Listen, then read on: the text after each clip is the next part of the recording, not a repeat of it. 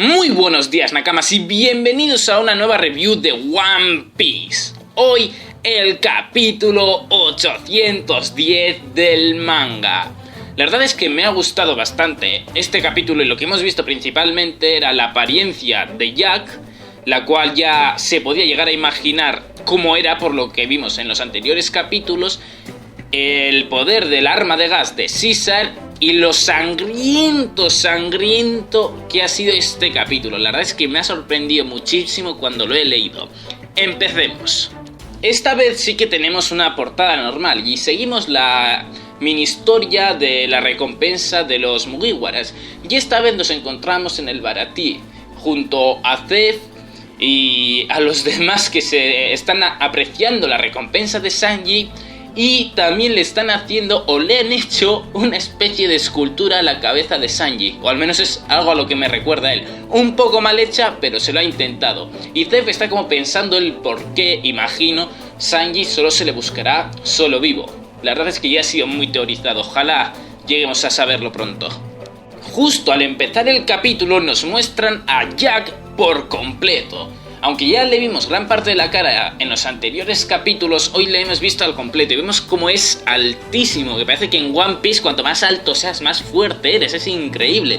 Pero la verdad es que su diseño me encanta, me gusta muchísimo. Y Oda sigue con que la recompensa de Jack es de 1.000 millones de berries. Pero yo sigo dudando de si es real o no, ya que sigue sin salir el cartelito ese de cuando nos suelen presentar normalmente a los personajes. Así que todavía estoy en duda y no sé si fiarme, aunque posiblemente sea real. Tras esto vemos a Nekomamushi darse cuenta que Jack es usuario de la Zou Zou no Mi, pero del modelo prehistórico, es decir, del mamut, ya que Zou significa elefante, pues prehistórico, mamut. Y tras esto vemos a Jack sacar dos armas, una para cada mano. La verdad es que no me acuerdo muy bien cómo se llamaban esas armas, una especie de guadaña, la verdad, no me acuerdo bien cómo se llamaban. Pero lo que nada más he pensado al ver esto es que quien se va a enfrentar a Jack probablemente sea Zoro, ya que ambos son la mano derecha de su capitán, y se podría decir que ambos usan armas blancas, digamos. O Zoro usa espadas y este Jack una especie de guadañas. Y Nekomamushi le da el aviso a Jack de que debería como de retirarse, porque todos los guerreros allí se les ven muy fuertes. Todos los guerreros de Zou son realmente fuertes y que se lo van a poner muy difícil a Jack. Y por cierto, algo que también me encanta es el diseño de Nekomamushi. Me gusta más que el de Inuarashi, la verdad. Y tras esto vemos como de repente Nekomamushi tiene reconocido a Beppo y le pregunta a ver si van a querer participar en la pelea, que no están obligados ya que están bajo su cuidado. Algo que me sorprende mucho, porque por lo que se podía llegar a pensar, Nekomamushi como que parecía muy cruel y que no aceptaba muy bien a los invitados, pero por lo que vemos sí. Y Beppo y sus nakamas, es decir, todos los nakamas de Law, dicen que aunque estén bajo su protección ellos van a pelear, ya que es el hogar de Beppo. Y vemos como todos los Mink se enfrentan a los nakamas de Jack. Tras esto seguimos viendo la pelea entera y el cómo iban turnándose Nekomamushi con Inuarashi, por lo que nos dijeron en anteriores capítulos. Y nos dicen que la pelea duró por 5 días y 5 noches. Sin apenas descansos, ni treguas, ni nada. Están peleando continuamente. Pero para desgracia de los Mink, llegaban refuerzos para Jack, por lo que cada vez les costaba más ganar. Aún así seguían siendo superiores a los nakamas de Jack, por lo que podemos ver el inmenso poder que tienen los Mink, y eso es algo que me encanta, la verdad. Vemos como Wanda nos sigue contando lo dura que fue la pelea, pero que ellos gradualmente comenzaban a tener ventaja y iban ganando. Pero había un problema al cual apenas le podían hacer frente, al cual casi no le hacían nada, y era el mismísimo Jack. Y dicen que llamarle monstruo no le haría casi justicia. La verdad es que sabiendo el cómo es, me entra un hype por ver la pelea contra Kaido, Jack y todos estos. No sé, muchos dicen que Jack será el enemigo de este arco, pero yo creo que no, la verdad. Y los Minks nos siguen contando cómo, afortunadamente para ellos, Jack tampoco podía con ellos mismos, no podía vencerlos. Pero en el quinto día, Jack sacó el arma del gas venenoso de Caesar, derrotando así a muchísimos Minks. Ya cuando los Minks habían caído, Jack y sus propios nakamas les seguían preguntando dónde estaba el guerrero de Wano, pero los Minks, insistían en que no sabían dónde estaban ese nakama. Y vemos cómo los nakamas de Jack torturaban a los Minks para sacarle la respuesta a la fuerza. Pero obviamente, como ya sabemos, estos no sabían la respuesta, así que no tenían nada que hacer. Y vemos a muchísimos Minks siendo torturados con muchísima sangre. La verdad es que una barbaridad. Uno de los capítulos más duros que he visto yo de One Piece, creo recordar. Uno de los más sangrientos, la verdad, muy increíble, la verdad. También vemos como el mismísimo Jack es el que se encarga de torturar a Nekomamushi. Y vemos como este aguanta y aguanta y aguanta, pero Jack decide seguir torturándole y le corta. La verdad es que le hace un corte muy importante, lo cual vemos después qué es lo que le corta. Y ya Wanda nos dice que al sexto día Jack abandonó la isla, es decir, dejó él mismo de hacer las torturas y dejó a algunos nakamas suyos en Zou para que siguiesen con ello intentando sacarles la respuesta. Inuarashi entonces nos explica cuál es la razón por la que Jack había abandonado Zou, y fue gracias a Luffy, porque había conseguido derrotar a Doflamingo y este tuvo que ir a salvarlo.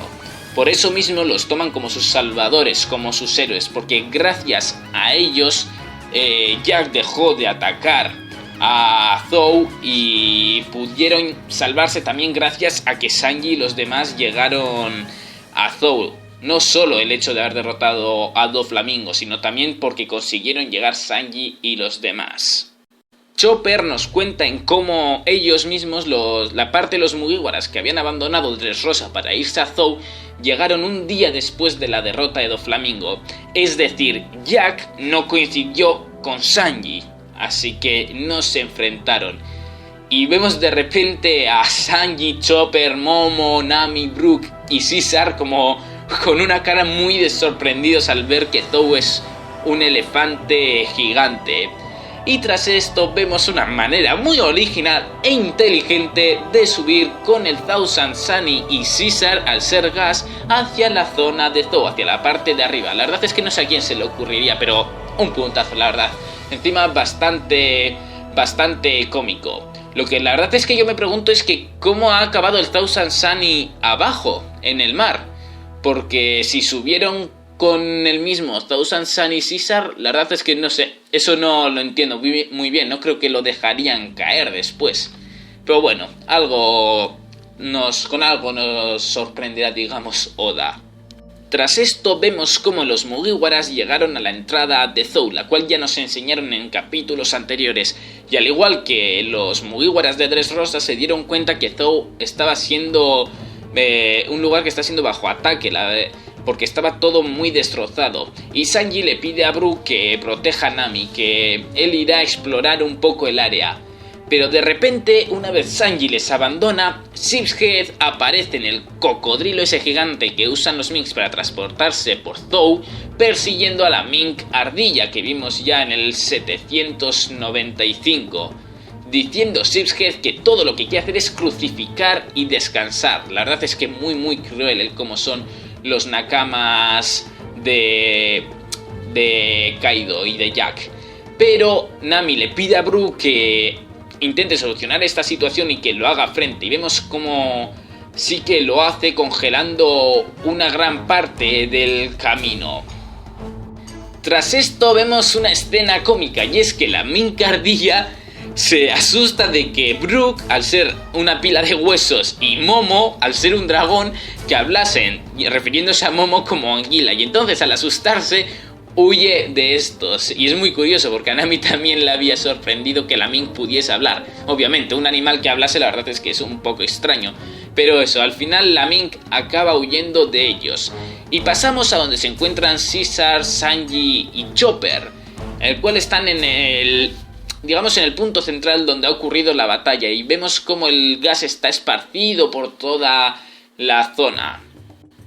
Y Sanji y Chopper se preguntan si lo que ven son animales, pero Caesar les dice que no, que son minks, y se les sorprende que nunca lo hayan escuchado sobre ellos. Aunque a mí lo que me sorprende es que Caesar sepa sobre cosas sobre los minks, o quizás no tanto, porque Lo también los conocía. Pero vemos cómo estos deciden dirigirse hacia el bosque, porque si no el gas acabaría alcanzándoles. Pero justo antes de marcharse, alguien les pide ayuda, primero preguntándoles a ver si están con Jack y los demás.